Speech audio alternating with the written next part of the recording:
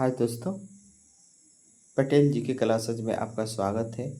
आज हम लोग भारतीय संविधान से संबंधित कुछ महत्वपूर्ण क्वेश्चन को देखेंगे जो बहुविकल्पीय होगा, जो आगामी प्रतियोगी परीक्षाओं के लिए काफ़ी महत्वपूर्ण होगा। तो ये शुरुआत करते हैं।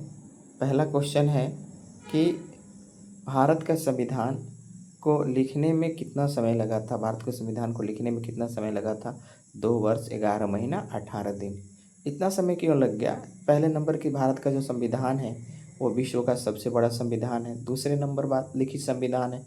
दूसरे नंबर बात कि जो भारत का जो संविधान है वो कम से कम 60 देशों के संविधानों से 60 देशों के संविधानों को पढ़ने के बाद उसमें जो अच्छी बातें थी उसको शामिल करने के बाद फिर भारत की संविधान का निर्माण हुआ। आगे बढ़ते हैं हम लोग।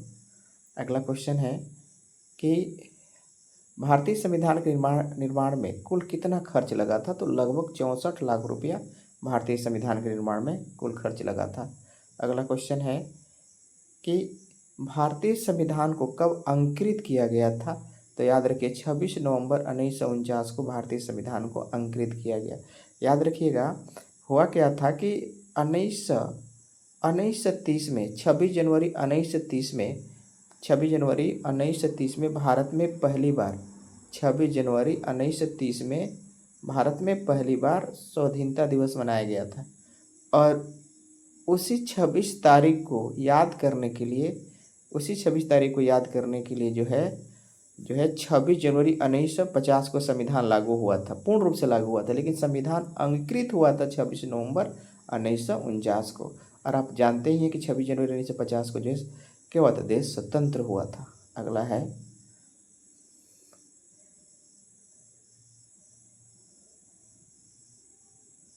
अगला क्वेश्चन है कि संविधान दिवस कब मनाते हैं? तो याद रखिए संविधान दिवस 26 नवंबर को मनाते हैं। 26 जनवरी को हम लोग गणतंत्र दिवस मनाते हैं और 15 अगस्त को हम लोग स्वतंत्रता दिवस मनाते हैं। आगे क्वेश्चन बढ़ते हैं हम लोग। अगला क्वेश्चन कह रहा है कि भारतीय संविधान अंकित हुआ था तो कुल कितने अनुच्छेद सक्रिय किए गए थे? तो 16 अनुच्छेद सक्रिय किए थे। कोई किताब 15 ही बताता है, लेकिन 16 अनुच्छेद एक्टिव किए गए थे। अगला क्वेश्चन है कि भारतीय संविधान को पूर्ण रूप से कब लागू किया गया था? तो 26 जनवरी 1950 को। इनमें नहीं दिया हुआ है। भारतीय संविधान को पूर्ण रूप से लागू किया गया था 26 जनवरी 1950 को लागू किया गया था। और याद रखिएगा अंकित किया गया था 26 नवंबर 1949 को।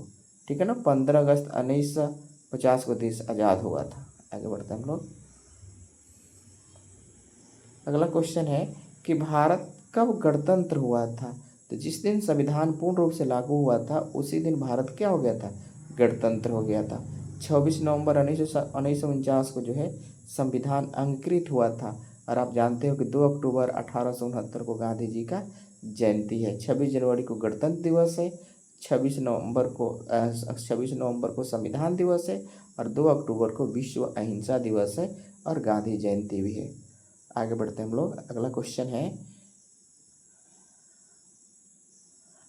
है कह रहा है कि राष्ट्रीय ध्वज की लंबाई और चौड़ाई का अनुपात कितना होता है? तो राष्ट्रीय ध्वज की लंबाई और चौड़ाई का अनुपात 3:2 होता है। 2 होता है। आगे बढ़ते हैं। अगला क्वेश्चन है कि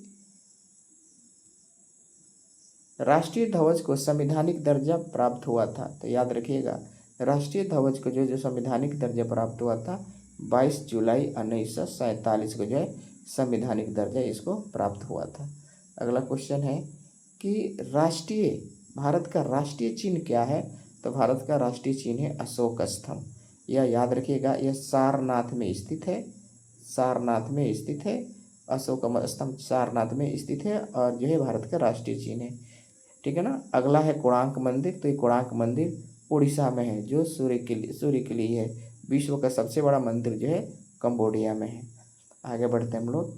अगला क्वेश्चन है कि भारत का राष्ट्रीय वाक्य क्या है? तो भारत का राष्ट्रीय वाक्य है सत्यमेव जयते। यह आपके सारनाथ के स्तंभ से ही लिया गया है। जनगण मन भारत का ये राष्ट्रीय गान है। आगे बढ़ते हैं। अगला क्वेश्चन कह रहा है कि भारत के राष्ट्रीय वाक्य कहाँ से लिया गया है? तो याद रखिएगा भारत का राष्ट्रीय वाक्य जो है मुकुंड उपनिषद से लिया गया। मनुस्मृति हिंदुओं का पहला विधि पुस्तक है। दूसरा है महाभारत, विश्व का सबसे बड़ा महाकाव्य है। इसके लेखक वेद व्यास हैं। इसका अंग्रेजी वर्जन को रचनामा कहा जाता है। और रामायण जो है तुलसी जी का जो है लेखक तुलसीदास का लेखन है। आगे बढ़ते हैं हम लोग। अगला कह रहा है कि भारत के राष्ट्रीय चिन्ह को संवैधानिक दर्जा कब प्राप्त हुआ था? तो भारत के राष्ट्रीय चिन्ह को जो संवैधानिक दर्जा जो प्राप्त हुआ था 26 जनवरी 1950 को। 15 अगस्त 1950 को देश स्वतंत्र हुआ था। 26 जनवरी 1950 को जो है 26 जनवरी 1949 को जो है संविधान अंगीकृत हुआ था। आगे बढ़ते हैं। अगला क्वेश्चन है, कह रहा है कि भारत के राष्ट्रीय वाक्य सत्यमेव जयते किस लिपि में है? तो याद रखिएगा देवनागरी लिपि में है। भारत की जो है हम लोग अंग्रेजी में लिखते हैं वो रोमन होता है, उसकी लिपि रोमन होती है। थीटा, बीटा, गामा ये सब ग्रीक शब्द होता है। आगे बढ़ते हैं हम लोग। अगला है क्वेश्चन है कि भारत का राष्ट्रीय गान क्या है? तो भारत का राष्ट्रीय गान जो है आपका भारत का राष्ट्रीय गान जो है वंदे मातरम। भारत का राष्ट्रीय गान जनगण मन है। ठीक है ना। आगे बढ़ते हैं। कह रहा है कि राष्ट्रीय गान किसने लिखा था? तो याद रखिए राष्ट्रीय गान जो रविन्द्रनाथ टैगोर ने लिखा था। राष्ट्रीय गीत को जो है बंकिम चंद्र चटर्जी ने लिखा था। और याद रखिए सुभाष चंद्र बोस जो है जय जय हिंद का नारा दिया था, दिल्ली चलो का नारा दिया, तुम हमें खून दो हम तुम्हें आज़ादी देंगे, इसका नारा दिया था। आगे बढ़ते हैं। राष्ट्रगान पहली बार कांग्रेस के किस अधिवेशन में गाया गया था? तो कोलकाता अधिवेशन में गाया गया था 1911 में। बांकीपुर ये बिहार में होने वाला कांग्रेस का अधिवेशन था। ये जो है 1912 में हुआ था अधिवेशन। और गया में 1922 में अधिवेशन हुआ था। और 1925 में गांधी जी जो है बेलगांव में जो कांग्रेस के अध्यक्ष बने थे। अगला क्वेश्चन है, कह रहा है कि भारत का राष्ट्रीय गान पहली बार कब गाया गया था? तो 1911 में गाया गया था। 1912 में आपका बांकीपुर में कांग्रेस का अधिवेशन हुआ था। 1913 में गदर पार्टी की स्थापना हुई थी। और 1914 में प्रथम वर्ल्ड वार की शुरुआत हुई थी। आगे बढ़ते हैं। अगला क्वेश्चन है, कह रहा है कि भारत का राष्ट्रीय गान को कब संवैधानिक दर्जा प्राप्त हुआ था? तो भारत को जो राष्ट्रीय गान को 24 जनवरी 1950 को जो है संवैधानिक दर्जा प्राप्त हुआ था। अगला है क्वेश्चन कि भारत के राष्ट्रीय गान को कितने समय में गाया जाता है? तो 52 सेकंड में गाया जाता है। और उसका संक्षिप्त रूप 20 सेकंड में गाया जाता है। 65 सेकंड में राष्ट्रीय गीत गाया जाता है। अगला क्वेश्चन है, कह रहा है कि भारत के जो राष्ट्रीय गान हैं वो कितने पद होते हैं? तो भारत के राष्ट्रीय गान के 5 पद होते हैं। अगला क्वेश्चन है कि जनगण मन किस पुस्तक में छपा था? तो जनगण मन जो है याद रखिएगा गीतांजलि पुस्तक में छपा था। इसके लिए रविन्द्रनाथ ठाकुर को नोबेल पुरस्कार भी मिल चुका है। अनंत बट एक उपन्यास है जिसके लेखक जो है बंकिम चंद्र चटर्जी हैं। इसमें वंदे मातरम का उल्लेख मिलता है। हरिजन पत्रिका गांधी जी द्वारा प्रकाशित की जाती थी। अगला क्वेश्चन है कि भारत का राष्ट्रीय गीत निम्न में से कौन है? तो वंदे मातरम है राष्ट्रीय गीत, ये राष्ट्रीय गान है। आगे बढ़ते हैं। अगला क्वेश्चन है कि भारत के राष्ट्रीय गीत को किसने लिखा था? तो बंकिम चंद्र चटर्जी ने। रविन्द्रनाथ टैगोर ने राष्ट्रीय गान को लिखा था। अमर्त्य सेन एक अर्थशास्त्री जिनको भारत में अर्थशास्त्र के क्षेत्र में नोबेल पुरस्कार मिल चुका है। अगला क्वेश्चन है कि भारत के राष्ट्रीय गीत पहली बार कब गाया गया था? तो याद रखिए भारत का राष्ट्रीय गीत जो है पहली बार 1896 में गाया गया था।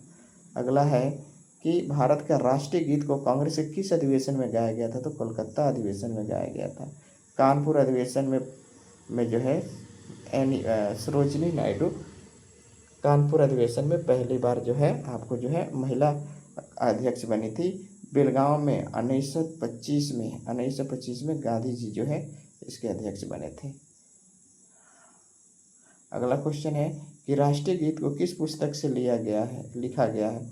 किस पुस्तक में लिखा गया है? तो याद रखिएगा आनंद मठ। ये गलती टाइपिंग है, आनंद मठ। आगे बढ़ते हैं। अगला क्वेश्चन है, अच्छा और इसमें कुछ जानकारियाँ देख लेते हैं। आनंद मठ में तो ये लिखा रहा था मठ, आनंद मठ में ये पुस्तक लिखी गई। गीतांजलि में राष्ट्रीय गान लिखा गया है। दूसरा नंबर, अर्थशास्त्र के लेखक चाणक्य हैं, जिनका अन्य नाम विष्णुगुप्त भी है। और इंडिका का जो है मेगास्थनीज जो है इसके लेखक हैं। आगे बढ़ते हैं। अगला क्वेश्चन है कि राष्ट्रीय गीत को कब संवैधानिक दर्जा प्राप्त हुआ था? तो राष्ट्रीय गीत को जो है 24 जनवरी 1950 को ही संवैधानिक दर्जा प्राप्त हुआ था। अगला क्वेश्चन है कि राष्ट्रीय गीत को कितने समय में गाया जाता है? तो याद रखिए 65 सेकंड में गाया जाता है। अगला क्वेश्चन है कि 1896 में कांग्रेस के अधिवेशन में अध्यक्ष कौन थे? तो रमतुल्लाह मोहम्मद साइनी थे। अगला है क्वेश्चन कि भारत के राष्ट्रीय पंचांग का क्या नाम है? तो शाक संवत नाम है। अभी जनवरी फरवरी जो है वो ग्रेगोरियन कैलेंडर है, याद रखिएगा। अगला क्वेश्चन है कि शाक संवत को संवैधानिक दर्जा कब प्राप्त हुआ था? तो याद रखिए शाक संवत को जो संवैधानिक दर्जा प्राप्त हुआ था 26 जनवरी 1950 को प्राप्त हुआ था। अगला है भारत का राष्ट्रीय पशु कौन सा है? तो बाघ है। नेक्स्ट क्वेश्चन है भारत में बाघों को कब राष्ट्रीय पशु घोषित किया गया था? 1973 में। अगला क्वेश्चन है कि भारत में प्रोजेक्ट टाइगर कब प्रारंभ किया गया था? 1973 में ही। अगला क्वेश्चन है